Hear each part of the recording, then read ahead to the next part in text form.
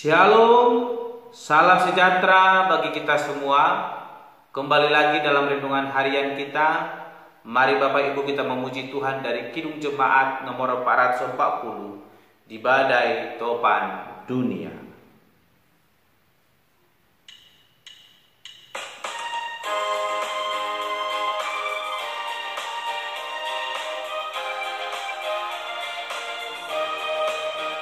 Di badai topan dunia, Tuhanlah perlindunganmu.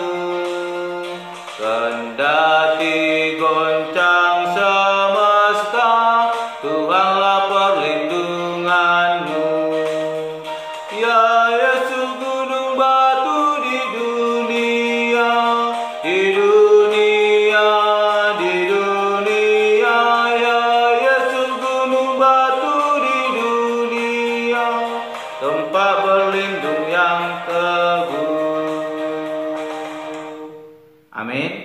Mari Bapak Ibu kita membuka Alkitab kita dari kitab Ulangan pasalnya yang keempat, ayatnya yang ke-32 sampai dengan yang ke-43.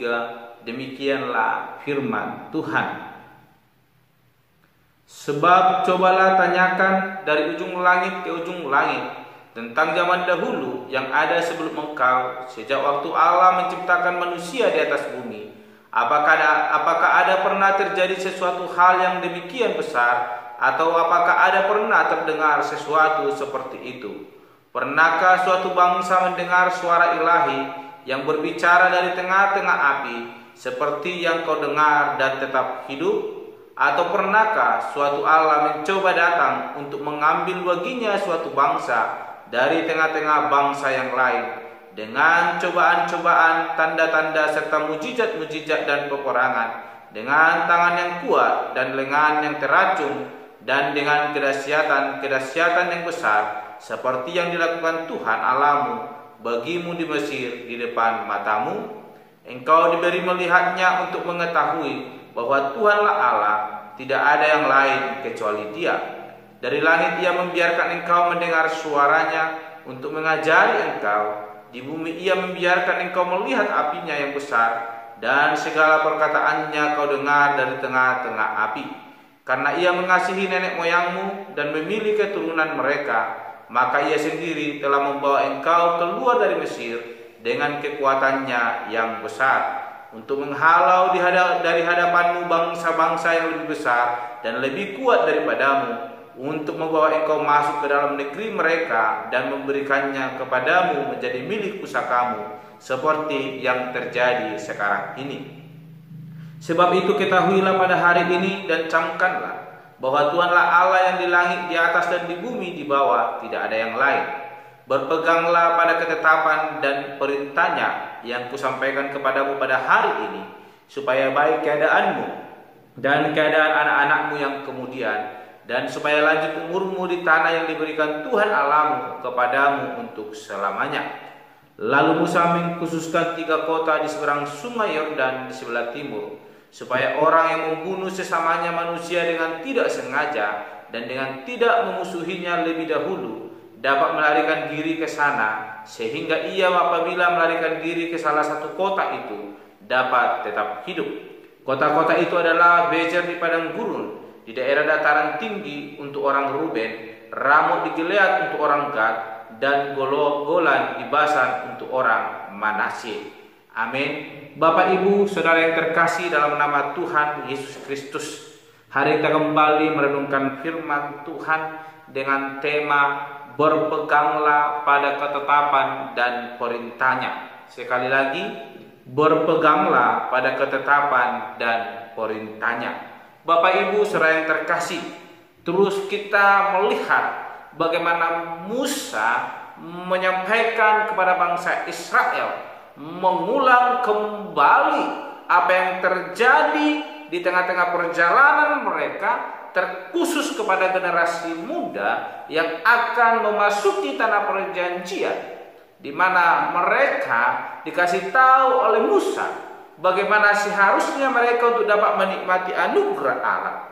Sebagaimana tema firman Tuhan hari ini berkata, berpeganglah pada ketetapan dan perintahnya.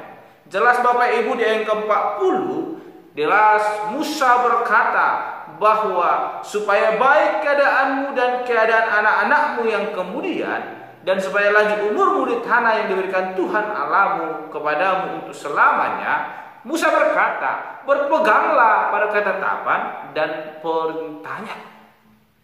Mengapa Bapak Ibu saudara terkasih? Musa menyampaikan ini karena Musa telah melihat bagaimana bangsa itu yang boleh dipimpin oleh Musa keluar dari Mesir, dari tanah perbudakan, mengalami banyak tantangan. Kita melihat Bapak Ibu saudara terkasih dalam kehidupan kita sehari-hari, ketika kesusahan menghampiri hidup kita, sering kita mencari Tuhan.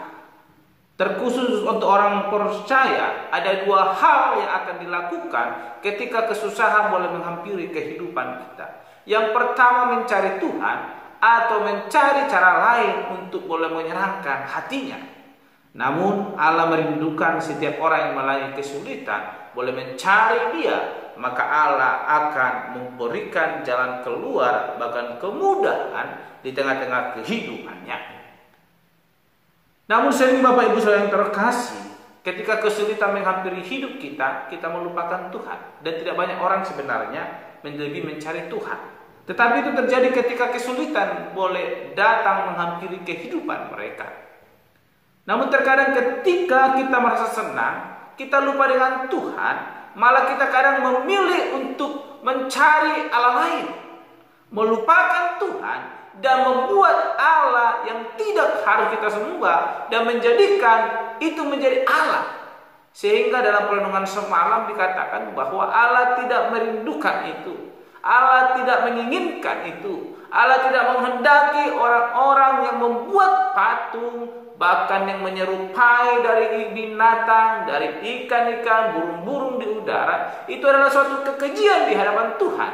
Maka setiap orang yang melakukan itu akan mendapatkan penghukuman, bahkan kematian.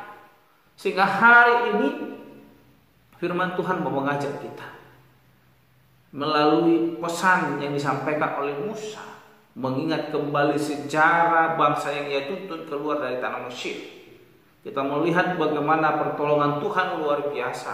Tuhan boleh menyertai mereka. Ketika mereka mengalami kesulitan, mereka berseru kepada Tuhan. Dan kita mengingat bagaimana firman Tuhan semalam berkata bahwa penyertaan Tuhan adalah setia dan selamanya.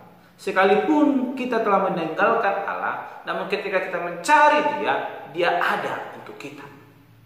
Luar biasa Allah yang kita sembah. Dalam kehidupan kita sehari-hari, sebagaimanapun hubungan kita begitu baik dengan sesama kita, namun ketika ada percikan masalah, maka persahabatan itu akan luntur, maka akan terjadi pertengkaran. Apapun usaha yang kita lakukan, maka itu akan sulit untuk boleh menyatukan hubungan itu kembali. Namun Allah yang kita sembah, sekalipun Dia tidak melakukan hal yang tidak benar atas hidup kita, Allah begitu mengasihi kita, Allah memberkati hidup kita, menyediakan segala yang kita perlukan. Namun terkadang kita menyakiti hati Tuhan.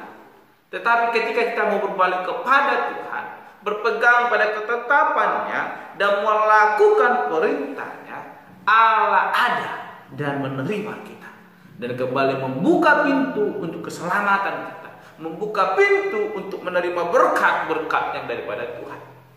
Oleh karena itu Bapak Ibu saudara yang terkasih, lewat apa yang disampaikan oleh Musa kepada bangsa yang akan menduduki tanah perjanjian, supaya mereka berpegang pada ketetapan dan perintah Allah, mari hari ini juga kita boleh lakukan itu.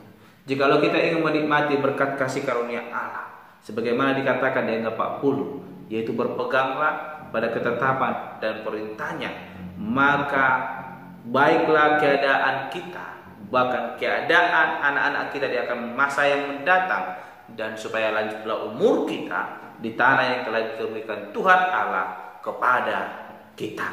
Dan di ayat yang ke-41 sampai dengan 43, kembali Musa mengatakan kepada bangsa itu betapa besarnya kasih Allah kepada bangsa itu.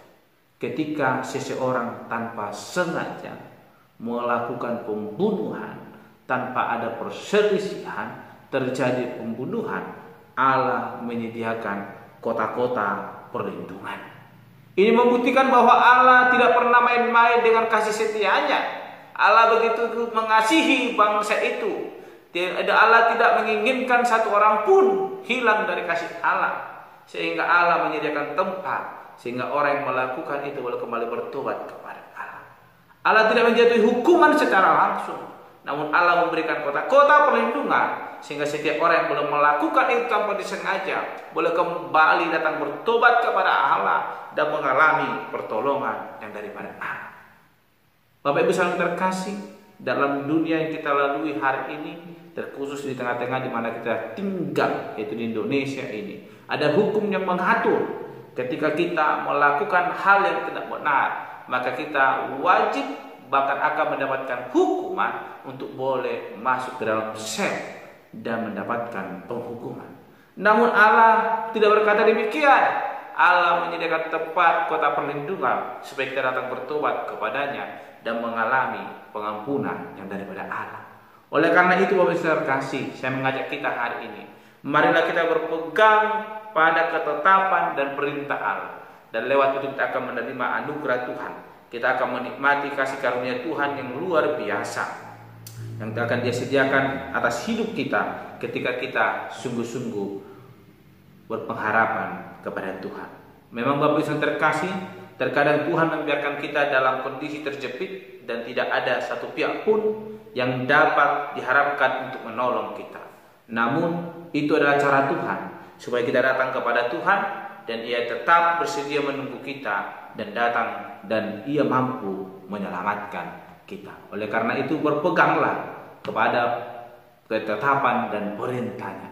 Sekalipun sulit hidup kita, ingat kepadanya, maka Ia akan datang menolong kita dan Ia akan setia senantiasa mampu untuk menyelamatkan kita.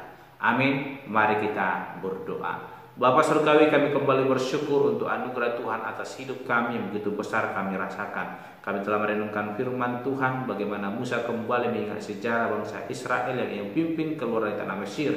Ia kembali mengingatkan mereka sebelum memasuki tanah perjanjian, supaya mereka berpegang pada ketetapan dan perintah Allah. Dan lewat itu keadaan mereka baik dan keadaan anak-anak mereka di masa depan juga baik, dan mereka boleh menikmati kasih karunia daripada Allah. Ajar kami Tuhan boleh senantiasa berpegang pada ketetapan dan perintah-Mu sehingga kami boleh mengalami anugerah yang daripada Tuhan Allah. Terpuji Engkau Bapa, dan Tuhan kami berdoa dan menutup renungan hari ini. Haleluya. Amin. Shalom Bapak Ibu, Tuhan Yesus memberkati.